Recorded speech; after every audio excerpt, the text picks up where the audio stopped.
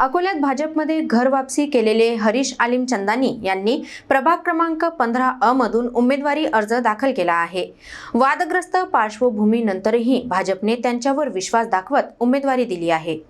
अकोला महानगरपालिका निवडणुकीत भाजपकडून एक महत्त्वाची राजकीय घडामोड समोर आली आहे। कालच भाजपमध्ये घर वापसी केलेले माजी नगराध्यक्ष हरीश आलिम चंदानी यांनी प्रभाग क्रमांक 15 मधून अधिकृतपणे उमेदवारी अर्ज दाखल केला आहे। हरीश आलिम चंदानी यांनी याआधीही झालेल्या विधानसभा निवडणुकीत भाजपकडून तिकीट न मिळाल्यामुळे अपक्ष उमेदवारी दाखल केली होती।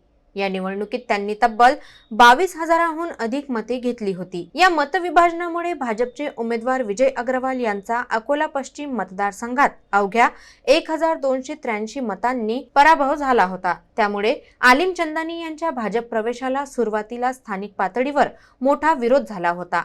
मात्र प्रदेश पातळीवरून स्पष्ट निर्देश आल्यानंतर भाजपने आलिम चंदानी यांची घर वापसी स्वीकारत त्यांना थेट महापालिका निवडणुकीची उमेदवारी दिली आहे। विशेष म्हणजे हरीश आलिम चंदानी हे अकोल्याचे 2 वेळा नगराध्यक्ष राहिले असून गेल्या 30 वर्षांपासून ते नगरपालिका आणि महानगरपालिका राजकारणात सक्रिय आहेत। उमेदवारी अर्ज दाखल केल्यानंतर आलिम चंदानी यांनी विजयाचा विश्वास व्यक्त केला असून प्रभाग क्रमांक 15 मध्ये ही लढत आता अधिक रंगतदार होण्याची चिन्हे आहेत। रणधीर भाऊ सावरकरजी, आमचे भारतीय जनता पार्टीचे महानगरचे अध्यक्ष महसनेजी आणि आदरणीय विजूभाऊ अग्रवाल यांचा अगोदर मी आभार मानतो की त्यांनी मला भारतीय जनता पार्टीमध्ये समाविष्ट करून घर वापसी करून दिली। त्याबद्दल मी त्यांचा कोटी कोटी अभिनंदन करतो। आणि भारतीय जनता पार्टी सगळ्यांना माहीत आहे की कसं पूर्ण देशात काम करत आहे। पंतप्रधान नरेंद्रजी मोदी के नेतृत्वामध्ये खूप काम करत आहे। आणि अकोला शहराला आमचा जो मुद्दा आहे तो फक्त विकासाचा मुद्दा आहे।